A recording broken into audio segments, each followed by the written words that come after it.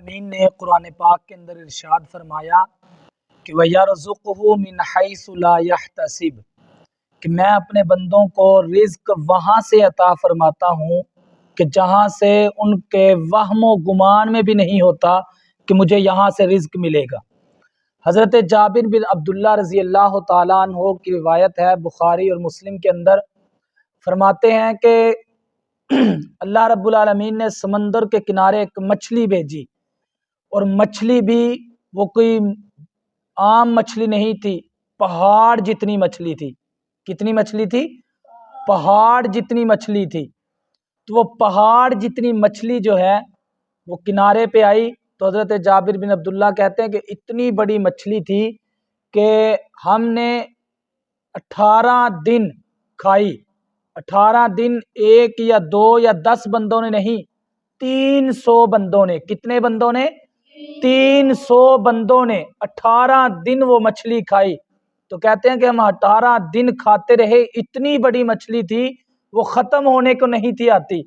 اور فرماتے ہیں کہ اس کے اندر سے جو ہڈی نکلی، جس کو عام طور پہ ہم کانٹا کہتے ہیں، وہ ہڈی نکلی، تو کہتے ہیں کہ اس ہڈی کو ہم اس طرح کر کے اس طرح جوڑتے تھے، نیچے زمین پہ لگاتے تھے تو اس کے نیچے سے ایک اونٹ گزر جاتا تھا۔ اتنی بڑی مچھلی تھی، ایک اونٹ اس کے نیچے سے گزر جاتا تھا۔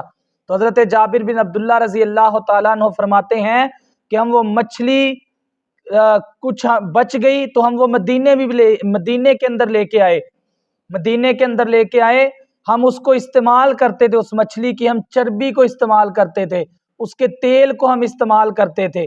وہ بیماریوں کے لیے شفا یافتہ تیل تھا، شفا ملتی تھی اس کے استعمال میں۔ ہم مدینے کے اندر وہ مچھلی لے کے آئے، ہم نے اللہ کے پیارے محبوب جناب نبی کریم علیہ السلام کے سامنے وہ مچھلی رکھی، اللہ کے نبی نے بھی وہ مچھلی نوش فرمائی، اللہ کے نبی نے بھی وہ مچھلی نوش فرمائی، کھائی۔ ہم نے آپ علیہ السلام سے پوچھا کہ یا رسول اللہ یہ کیا ماجرا ہے، اتنی بڑی مچھلی اللہ نے ہمیں عطا فرمائی ہے؟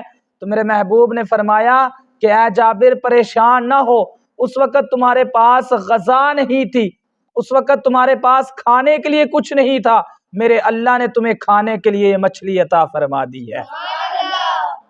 تو میرے دوستو، اللہ وہاں سے رزق دیتا ہے کہ جہاں سے بندے کے وہم و گمان بھی نہیں ہوتا۔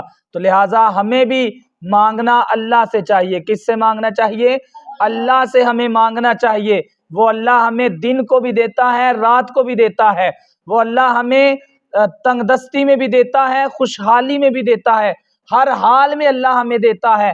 لہٰذا ہمیں لوگوں پہ نظر نہیں رکھنی چاہیے۔ کس پہ نظر رکھنی چاہیے؟ اللہ پہ نظر رکھنی چاہیے۔ تو اس لیے کسی نے فرمایا کہ اپنی مٹی پہ چلنے کا سلیقہ سیکھو، اپنی مٹی پہ چلنے کا سلیقہ سیکھو، کسی کے سنگ مر پہ چلو گے تو پھسل جاؤ گے۔ اللہ رب العالمین سے دعا ہے اللہ تعالی ہمیں اپنے خزانوں میں سے رزق عطا فرمائے۔ وآخر دعوانا ان الحمد للہ رب العالمین۔